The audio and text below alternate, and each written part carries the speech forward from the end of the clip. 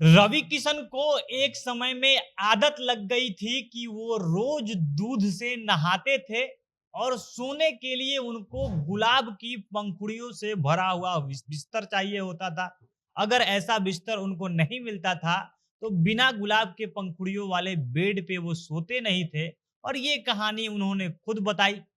एक बार जब उनको गैंग्स ऑफ वसेपुर ऑफर हुई, इस फिल्म के डायरेक्टर अनुराग कश्यप उनसे कहानी को लेकर बातचीत करते हैं, उनको कहते हैं कि आपका रोल इसमें एक परफेक्ट होगा। लेकिन उस समय रवि किशन ये डिमांड करते हैं कि हम फिल्म में काम तो करेंगे, लेकिन शर्त ये है कि हमको रोज सेट पर 25 लीटर दूध चाहिए होगा और इसके अलावा मेरे लिए जो बेड होगा जिस पर मैं आराम करूंगा, सोऊंगा, उस पर गुलाब की पंखुड़ियाँ बिछी होनी चाहिए। एक शो में ये बताते हैं कि मैंने ऐसा डिमांड रखा था और उसके बाद एक कमाल की फ़िल्म मेरे हाथों से निकल गई थी, क्योंकि अनुराग कश्यप ने ये डिमांड सुनते ही एकदम से नकार दिया था। अब इसके पीछे की कहानी क्या है, ये सच्चाई थी या झूठ बात है, या सोशल मीडिया में जो रवि किशन को लेकर ये तमाम चीज़ें चलती रहती है, इसी के बारे में विस्तार से हम वीडियो में आगे बात करेंगे। एक कहानी और भी है कि एक बार रवि किशन के साथ कमरे में खेसारी लाल यादव होते हैं और रवि किशन नहा के जब वॉशरूम से बाहर निकलते हैं तो उनकी हरकतें ऐसी थी कि देखकर खेसारी लाल यादव डर के कमरे से भागने लगे थे। और ऐसे अनोखी कहानी वाले, अनोखे कैरेक्टर वाले रवि किशन के बारे में हम बात करेंगे। और उससे पहले नमस्कार, जनता जंक्शन देख रहे हैं आप और मैं हूं सन्नी मिश्रा। कैमरे के पीछे हमारे साथी विशाल खड़े हैं। रवि किशन जो हमेशा से चर्चा में बने रहते हैं, वो अपने भोजपुरी फ़िल्म को लेकर चर्चा में बने। साउथ में कोई फ़िल्म आए और उनका रोल इतना ज़बरदस्त हो कि पूरे भारत में नाम हो जाए, इसलिए चर्चा में रहे, या किसी हिंदी फ़िल्म में या तमाम अपने राजनीतिक टिप्पणी से वो चर्चा में रहे। वो नेता हैं, आजकल राजनीति में एकदम सक्रिय हैं, सांसद हैं भाजपा के गोरखपुर से।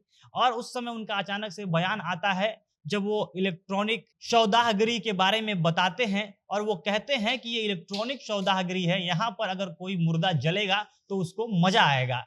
इसके बाद इस ये वीडियो, ये बयान खूब सोशल मीडिया पर वायरल हुआ। वहाँ पे उपस्थित योगी जी जो यूपी के मुख्यमंत्री हैं, वो भी रवि किशन का बयान सुनकर हंसने लगे थे।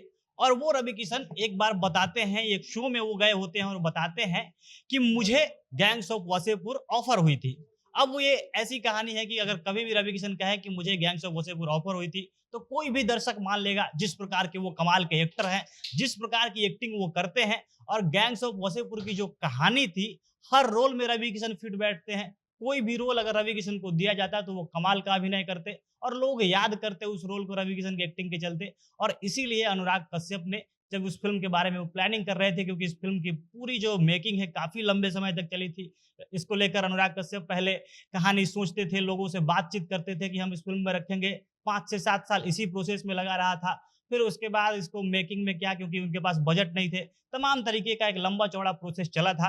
और वो पहले से कहते आते थे कि मैं इस फ़िल्म में रवि किशन को रखूँगा, उनके लिए एकदम परफेक्ट रोल उन्होंने सोच के रखा था। जब फ़िल्म साइन करने की बात आई, तो उस समय रवि किशन डिमांड रखते हैं कि हमको रोज़ 25 लीटर दूध चाहिए होगा जिससे हम नहाएँगे, सेट पर नहाएँगे दूध से। और हमको सोने के लिए जो बेड चाहिए होगा, उस पे गुलाब की पंखुड़ियाँ बिछी होनी चाहिए और तभी हम वहाँ पे रह पाएँगे। अब रवि किशन वहाँ पे दावा करते हैं कि ऐसा मैं सही में करने लगा था। हमको फ़िल्म दिखा दी गई कि आप सुपरस्टार हैं। उस समय हॉलीवुड की कुछ फ़िल्में दिखाई गई।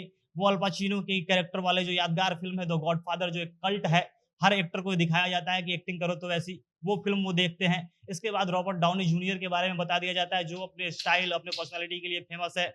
अपने सोशल मीडिया के बायो में जहाँ सब लोग अपने बारे में बताते हैं, अपने अचीवमेंट लिखते हैं, वो लिखते हैं you know who I am, मतलब कि आप जानते हैं, आप मेरे बारे में पर्याप्त आप जानते हैं, मुझे कुछ बताने की ज़रूरत नहीं है। वो पर्सनैलिटी सब देख के रवि किशन के मन में भर गया था कि हीरो ऐसा होना चाहिए जो कुछ अनोखा काम करे। और इसीलिए रवि किशन को उस समय आदत लग गई थी कि दूध से मैं नहाऊँगा, गुलाब की पंखुड़ियों पर सोऊँगा और तब लोग मुझे मानेंगे कि मैं सुपरस्टार हूँ। ऐसा रवि किशन खुद कहते हैं।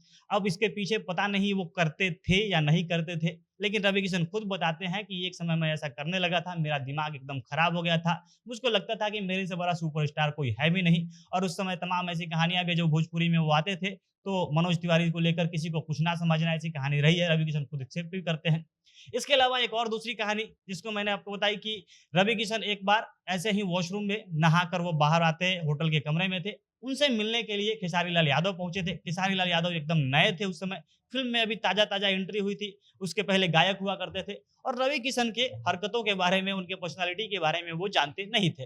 रवि किशन कमरे से एकदम हल्ला करते हुए निकलते हैं, अजीब-अजीब आवाज़ निकालते हुए, अपने मुँह को पीटते हुए और अभी जाम सामने से उनको देखते हैं खेसारी लाल यादव तो वो पगला के भागने लगते हैं। वो डर के एकदम बाहर निकल जाते हैं। जब जाके बाहर उनसे पूछा जाता है, तो पता चलता है कि ये उनकी आदत है, वो ऐसे ही करते हैं अपने आप को उत्साहित करने के लिए, अपने आप को वार्म अप करने के लिए वो ऐसा करते रहते हैं।